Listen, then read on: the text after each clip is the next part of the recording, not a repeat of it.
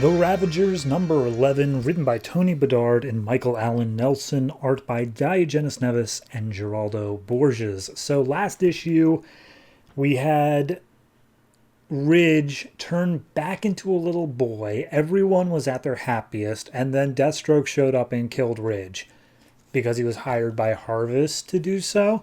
This issue picks up in the safe house.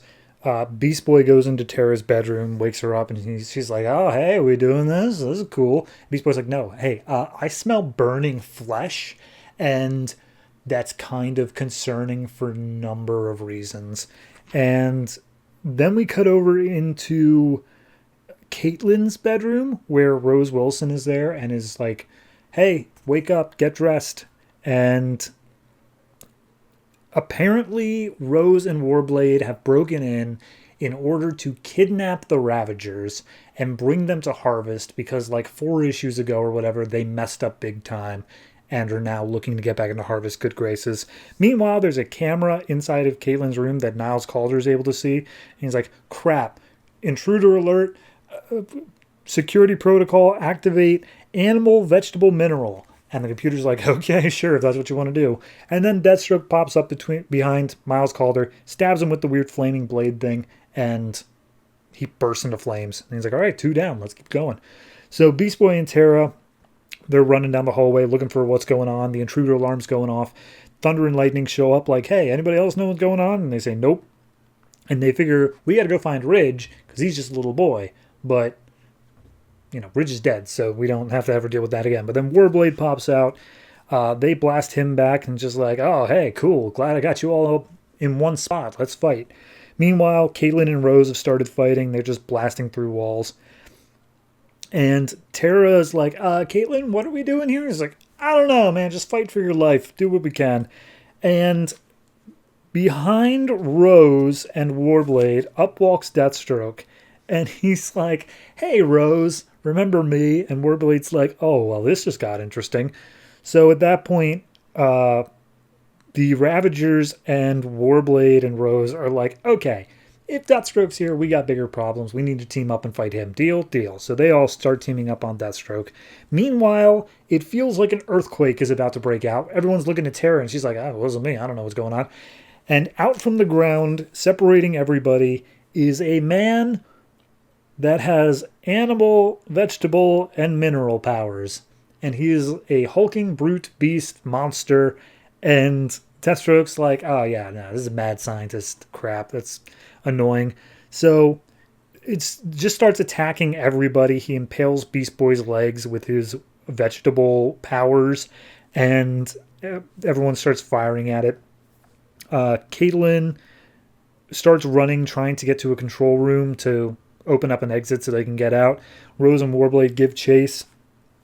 Meanwhile, Deathstroke pops in and he's like, "Hey, wait a minute, Rose, before you go, the whole reason I took this job was because you're my daughter and I want to save you. That's in, like, my deal with Harvest is I'll get you instead of him."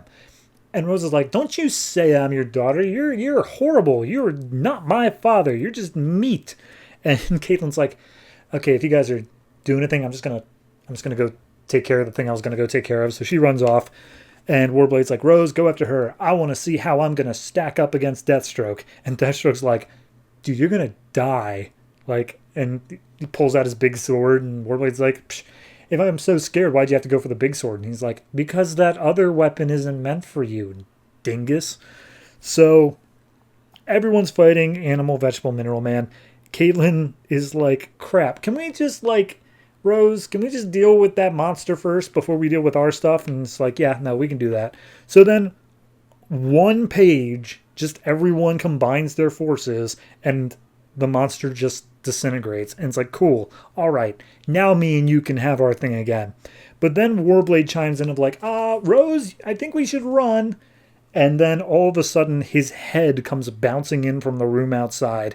And Rose is like, "Okay, friendship back on again. We got to go." And she grabs Caitlin, and they start running away. They make their way into Calder's basement, where there is a secret lab. And Caitlin's like, how did you know about this? What's going on?" And the lab is full to bursting with a whole bunch of clones of Caitlin. And Caitlin's like, "What the Calder was cloning me? Why are there clones of me? And Rose in the big shock finale is, what makes you think you're the original? And that's that. So, I'm not opposed to everything just going off the rails. I think that that's actually useful in some storytelling of like, yeah, okay, things go from bad to worse and then to crazy worse.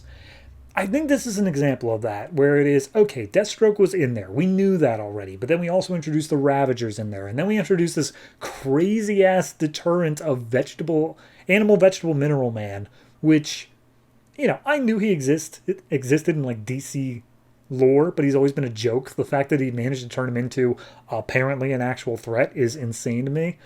But no, this just feels like they know this series is ending. Of course they do. Next issue is the finale of it. But like, it feels like they just went with the all out, well, if we're going to go out, we're going to go out crazy.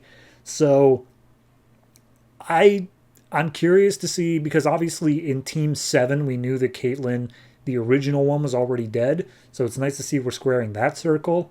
Deathstroke, of course, is going to lead into his own book and the stuff going on there. It's just a weird little interlinking of all these titles, and I'm down for it. I like when there's this intercontinuity thing, and this is just fun with it. It's not taking it too seriously, it's just fun. So I'm going to give this I'll say 7, just because it's good. It's a nice solid issue, but it's not anything standout. There's nothing to it where I'm like, and this is the most craziest thing or the most well-written thing. It's like, no, it's an all-out, here we go for the finale, kind of big bang sort of thing, and I like it. So, yes, 7.